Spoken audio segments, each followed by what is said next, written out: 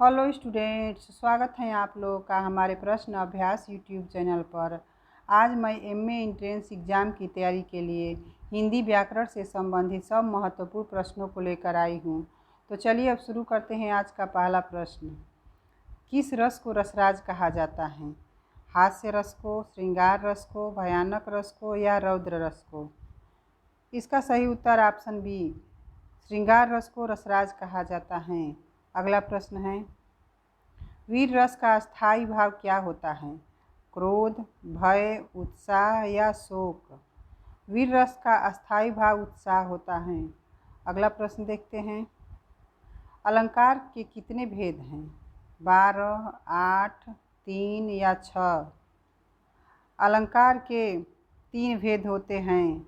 अगला प्रश्न है, इनमें से कौन शब्द अलंकार नहीं है? अनुप्रास, उपमा, श्लेष या यमक? इसका सही उत्तर ऑप्शन बी, उपमा। उपमा शब्द अलंकार नहीं है। अगला प्रश्न है, संचारी भावों की संख्या कितनी मानी गई है? 10, 25, 9 या 33? संचारी भावों की संख्या 33 मानी गई है। अगला प्रश्न है, हिंदी शब्द भंडार में कितने प्रकार के शब्द हैं? 8, 2, 4 या 7? हिंदी शब्द भंडार में 4 प्रकार के शब्द होते हैं। अगला प्रश्न है, जिन शब्दों की उत्पत्ति का पता नहीं चलता उन्हें कहा जाता है? तद्भव, तत्सम, देशज या संकर? इसका सही उत्तर ऑप्शन सी, देशज हैं। अगला प्रश्न देखते हैं, 2 वर्णों के मेल से होने वाले विकार को कहते हैं? उपसर्ग, संधि, समास या प्रत्यय? इसका सही उत्तर ऑप्शन बी, संधि हैं। अगला प्रश्न है, संधि के कितने प्रकार होते हैं? 4, 3, 5 या 2? संधि के 3 प्रकार होते हैं। अगला प्रश्न देखते हैं, निम्न में स्वर संधि का भेद कौन सा नहीं है? दीर्घ संधि, गुण संधि, विसर्ग संधि या अयादि संधि? स्वर संधि का भेद कौन सा नहीं है? इसका सही उत्तर है ऑप्शन सी, विसर्ग संधि। अगला प्रश्न है, संकर शब्द का अर्थ है? तद्भव शब्द, तत्सम शब्द, 2 भाषाओं के शब्दों से मिलकर बना शब्द या विदेशी शब्द? संकर शब्द का अर्थ है 2 भाषाओं के शब्दों से मिलकर बना शब्द। अगला प्रश्न है, उत्पत्ति के आधार पर शब्द के कितने भेद होते हैं? 4, 6, 3 या 5?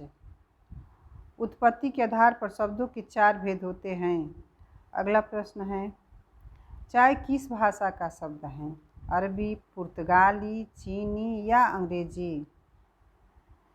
चाय चीनी भाषा का शब्द है। अगला प्रश्न है, उपमेय में उपमान की संभावना होने पर कौन सा अलंकार होता है? इसका सही उत्तर ऑप्शन बी है। अगला प्रश्न है, जहाँ बिना कारण के कार्य का होना पाया जाए वहाँ कौन सा अलंकार होता है? भ्रांतिमान, विभावना, विरोधाभास या विशेषोक्ति? इसका सही उत्तर ऑप्शन बी, विभावना अलंकार हैं। अगला प्रश्न देखते हैं, रेलगाड़ी शब्द हैं? देशज, तत्सम, विदेशज या संकर? रेलगाड़ी संकर शब्द हैं। अगला प्रश्न, निम्नलिखित में कौन सा यौगिक शब्द है? पुस्तक, योगी, लेखक या विद्यालय? इसका सही उत्तर ऑप्शन डी, विद्यालय यौगिक शब्द हैं। अगला प्रश्न है, जहाँ वर्णों की आवृत्ति बार बार होती है उसमें कौन सा अलंकार होता है? अनुप्रास, उत्प्रेक्षा, संदेह या विरोधाभास? इसका सही उत्तर ऑप्शन ए, अनुप्रास अलंकार हैं। अगला प्रश्न है, चरण कमल बंदव हरिराई। चरण कमल बंदव हरिराई में कौन सा अलंकार है? रूपक, यमक, अनुप्रास या श्लेष? इसका सही उत्तर ऑप्शन ए, रूपक अलंकार हैं। अगला प्रश्न देखते हैं, चमड़ी जाए पर दमड़ी न जाए का अर्थ है? मक्खी चूस होना, पैसा ही माँ बाप होना, अत्यधिक कंजूस होना या मर जाए पर पैसा न जाए। इसका सही उत्तर ऑप्शन सी अत्यधिक कंजूस होना है। अगला प्रश्न, दयानंद में प्रयुक्त संधि का नाम है। दीर्घ संधि, गुण संधि, यड़ संधि या आयादी संधि। दयानंद में प्रयुक्त संधि दीर्घ संधि है। अगला प्रश्न, स्वर संधि के कितने भेद होते हैं? 7, 5, 3 या 4। स्वर संधि के 5 भेद होते हैं। अगला प्रश्न, स्वतंत्र सत्ता धारण न करने वाले शब्द क्या कहलाते हैं? यौगिक, योग रूढ़, रूढ़ या इनमें से कोई नहीं। इसका सही उत्तर ऑप्शन ए यौगिक हैं। अगला प्रश्न, छंद का सर्वप्रथम उल्लेख कहाँ मिलता है? सामवेद में, उपनिषद में, ऋग्वेद में या यजुर्वेद में। इसका सही उत्तर ऑप्शन सी छंद का सर्वप्रथम उल्लेख ऋग्वेद में मिलता है। अगला प्रश्न देखते हैं, चौपाई छंद में कितनी मात्रा होती है? 11, 12, 16 या 18। चौपाई छंद में 16 मात्रा होती हैं। अगला प्रश्न, यति की परिभाषा है। गुरु मात्रा, पढ़ते समय विराम, चरण के अंत में आने वाले समान वर्ण या लघु मात्रा। इसका सही उत्तर ऑप्शन बी पढ़ते समय विराम है। अगला प्रश्न, संस्कृत के ऐसे शब्द जिसे हमजियों का त्यों प्रयोग में लाते हैं वह कहलाते हैं? तत्सम, तद्भव, देशज या विदेशज। इसका सही उत्तर ऑप्शन ए तत्सम शब्द हैं। अगला प्रश्न है, रईमन जो गति दीप की, कुल कपूत गति होय, बारे उजियारे लगे, बढ़े अंधेरो होय। उपयुक्त पंक्तियों में कौन सा अलंकार है? उपमा, यमक, रूपक या श्लेष। इसका सही उत्तर ऑप्शन डी श्लेष अलंकार हैं। अगला प्रश्न, उपसर्ग का प्रयोग कहाँ होता है? शब्द के मध्य में, शब्द के आदि में, शब्द के अंत में या इनमें से कोई नहीं। इसका सही उत्तर ऑप्शन बी उपसर्ग का प्रयोग शब्द के आदि में होता है। अगला प्रश्न है, अनुवाद शब्द में प्रयुक्त उपसर्ग हैं अव, अनु या अ। इसका सही उत्तर ऑप्शन सी अनु शब्द हैं। अगला प्रश्न, जो धातु या शब्द के अंत में जोड़ा जाता है उसे क्या कहते हैं? जो धातु या शब्द के अंत में जोड़ा जाता है उसे क्या कहते हैं? प्रत्यय, अव्यय, उपसर्ग या समास। इसका सही उत्तर ऑप्शन ए प्रत्यय है। अगला प्रश्न, अस्थायी भाव जगाने वाला कारक कौन सा है? अनुभाव, विभाव, संचारी भाव या रस। अस्थायी भाव जगाने वाला कारक विभाव हैं। अगला प्रश्न है, हिंदी साहित्य का 9वां रस कौन सा है? हास्य रस, वीर रस, शांत रस या भक्ति रस। इसका सही उत्तर ऑप्शन सी शांत रस 9वां रस है। अगला प्रश्न देखते हैं, अस्थायी भाव की कुल संख्या कितनी है? 10, 9, 11 या 12।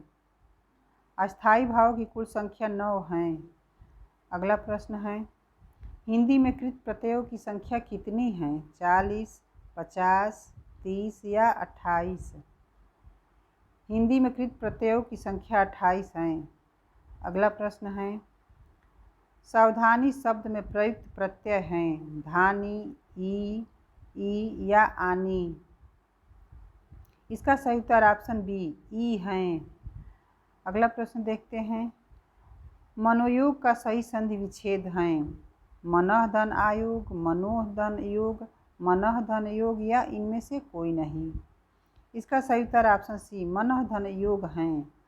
अगला प्रश्न है, किस संधि में स्वरों का परिवर्तन य, र, ल, व में होता है? आयादी संधि में, वृद्धि संधि में, गुण संधि में या यड़ संधि में। इसका सही उत्तर ऑप्शन डी यड़ संधि में होता है। अगला प्रश्न है, मेरे तो गिरधर गोपाल दूसरो न कोई, जाके सिरमौर मुकुट मेरो पति सोई। उपयुक्त पंक्ति में कौन सा रस है? श्रृंगार रस, शांत रस, वीर रस या करुण रस। इसका सही उत्तर ऑप्शन ए उपयुक्त पंक्ति में श्रृंगार रस है। अगला प्रश्न देखते हैं, रसोत्पत्ति में आश्रय की चेष्टाएं क्या कहलाती हैं? आलंबन, उद्दीपन, विभाव या अनुभाव? इसका सही उत्तर ऑप्शन डी, अनुभाव कही जाती हैं। अगला प्रश्न है, अनुभाव के कितने भेद होते हैं? 3, 4, 2 या 5? अनुभावों के 4 भेद होते हैं। अगला प्रश्न है, जहाँ एक शब्द में एक से अधिक अर्थ जुड़े हो वहाँ कौन सा अलंकार होता है? अनुप्रास, श्लेष, यमक या रूपक? इसका सही उत्तर ऑप्शन बी, श्लेष अलंकार हैं। अगला प्रश्न है, 2 या 2 से अधिक शब्दों से मिलकर बने हुए नए सार्थक शब्द को क्या कहते हैं? अव्यय, छंद, समास या संधि? इसका सही उत्तर ऑप्शन सी, 2 या 2 से अधिक शब्दों से मिलकर नए सार्थक शब्द को समास कहते हैं। अगला प्रश्न है, पाश्चात्य का विलोम शब्द हैं? प्रतीचि, प्राची, पवार्त्य या प्रत्यक्ष? इसका सही उत्तर ऑप्शन सी, पवार्त्य हैं। अगला प्रश्न है, किसी व्यक्ति, वस्तु, स्थान या भाव का बोध कराने वाले शब्द को क्या कहते हैं? सर्वनाम, संज्ञा, विशेषण या विशेष्य? इसका सही उत्तर ऑप्शन बी, संज्ञा है। अगला प्रश्न देखते हैं, व्युत्पत्ति के आधार पर संज्ञा के कितने भेद होते हैं? 4, 6, 3 या 5? व्युत्पत्ति के आधार पर संज्ञा के 3 भेद होते हैं। अगला प्रश्न है, शब्द के जिस रूप से एक या अनेक होने का बोध होता है उसे कहते हैं संज्ञा, वचन, लिंग या सर्वनाम? इसका सही उत्तर ऑप्शन बी, वचन है। अगला प्रश्न है, कौन सा शब्द बहुवचन है? प्राण, माता, लड़का या किताब? इसका सही उत्तर ऑप्शन ए, प्राण बहुवचन है। अगला प्रश्न है, जिस समास में दोनों पद अप्रधान होते हैं वहाँ पर कौन सा समास होता है? द्विगु, द्वंद्व, तत्पुरुष या बहुव्रीहि? इसका सही उत्तर ऑप्शन डी, बहुव्रीहि समास में दोनों पद अप्रधान होते हैं। अगला प्रश्न है, विशेषण और विशेष्य के योग से कौन सा समास बनता है? कर्मधारय, द्विगु, तत्पुरुष या द्वंद्व? विशेषण या विशेष्य के योग से कौन सा समास बनता है? विशेषण या विशेष्य के योग से कर्मधारय समास बनता है। अगला प्रश्न है, समास का शाब्दिक अर्थ होता है विस्तार, संक्षेप, विग्रह या विच्छेद? समास का शाब्दिक अर्थ संक्षेप होता है। अगला प्रश्न है, हिंदी में शब्दों का लिंग निर्धारण किसके आधार पर होता है? संज्ञा के, सर्वनाम के, क्रिया के या प्रत्यय के? इसका सही उत्तर ऑप्शन ए, संज्ञा के आधार पर लिंग निर्धारण होता है। अगला प्रश्न है, अर्थ के आधार पर संज्ञा के कितने भेद होते हैं? 6, 5, 7 या 4? अर्थ के आधार पर संज्ञा के 5 भेद होते हैं। अगला प्रश्न है, निम्नलिखित में भाववाचक संज्ञा कौन सी है? वीर, गुरु, शत्रुता या मनुष्य? भाववाचक संज्ञा शत्रुता हैं। अगला प्रश्न है, कारक के कितने भेद होते हैं? 10, 8, 9 या 7? कारक के 8 भेद होते हैं। अगला प्रश्न है, जिस समास में दोनों पद प्रधान होते हैं वहाँ पर कौन सा समास होता है? तत्पुरुष समास, द्वंद्व समास, द्विगु समास या बहुव्रीहि समास? जिसमें दोनों पद प्रधान होते हैं उसमें कौन सा अलंकार होता है? द्वंद्व समास। अगला प्रश्न है, पीताम्बर शब्द में कौन सा समास है? बहुव्रीहि, द्वंद्व, तत्पुरुष या द्विगु? पीताम्बर शब्द में बहुव्रीहि समास हैं।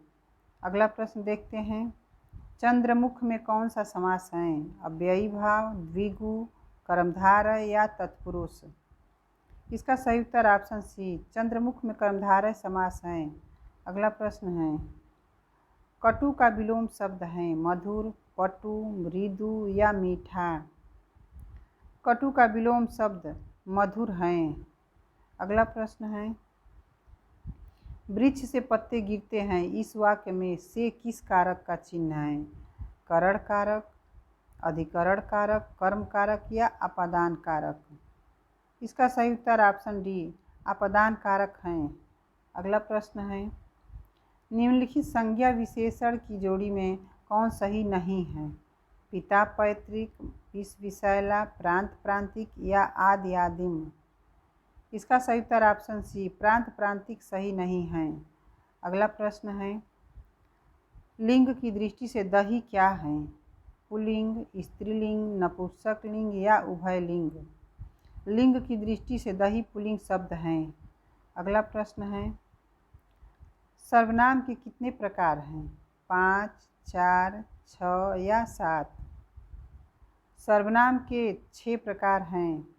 अगला प्रश्न देखते हैं, नवग्रह में कौन सा समास है? तत्पुरुष, कर्मधारय, द्विगु या द्वंद्व। नवग्रह में द्विगु समास हैं। अगला प्रश्न देखते हैं, छंद में प्रायः कितने चरण होते हैं? 3, 4, 7 या 8। छंद में प्रायः 4 चरण होते हैं। अगला प्रश्न है, सवैया किस प्रकार का छंद है? वर्णिक छंद, मात्रिक छंद, मुक्त छंद या इनमें से कोई नहीं। सवैया वर्णिक छंद हैं। अगला प्रश्न है, मुझे किस प्रकार का सर्वनाम है? मध्यम पुरुष, उत्तम पुरुष, अन्य पुरुष या इनमें से कोई नहीं। इसका सही उत्तर ऑप्शन बी मुझे उत्तम पुरुष सर्वनाम है।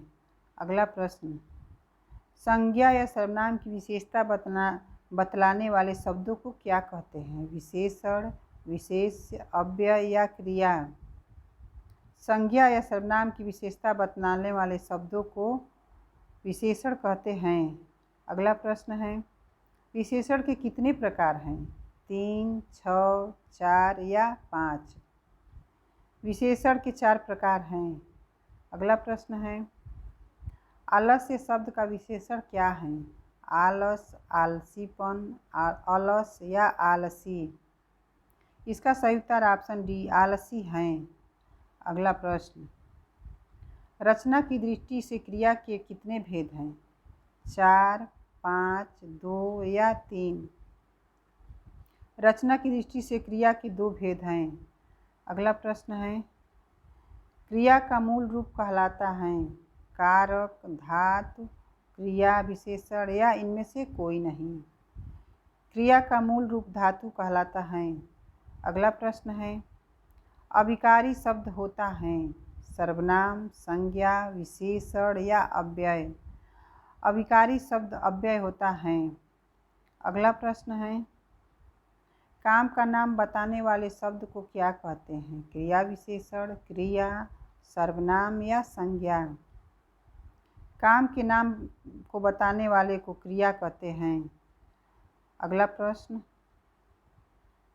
अव्यय के कितने भेद हैं? 4, 5, 6 या 3। अव्यय के 4 भेद होते हैं। अगला प्रश्न है, शिव का विशेषण क्या है? शंकर, शैल, शैव या शिवेश। शिव का विशेषण शैव है। अगला प्रश्न देखते हैं, विलोम की दृष्टि से असंगत युग्म हैं? परुष, कोमल, महान, क्षुद्र, आकर्षण, विकर्षण या रंक, बलवान। इसका सही उत्तर ऑप्शन डी रंक, बलवान असंगत युग्म हैं। अगला प्रश्न है, वाच्य कितने प्रकार के होते हैं?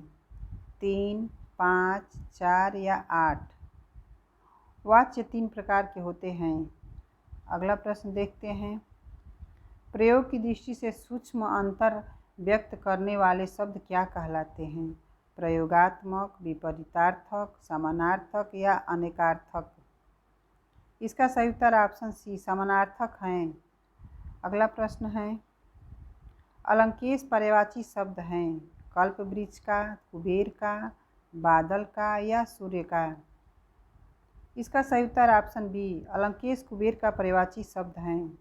अगला प्रश्न देखते हैं, शाश्वत का विलोम शब्द है अनश्वर, सदैव, रहस्यमय या नश्वर।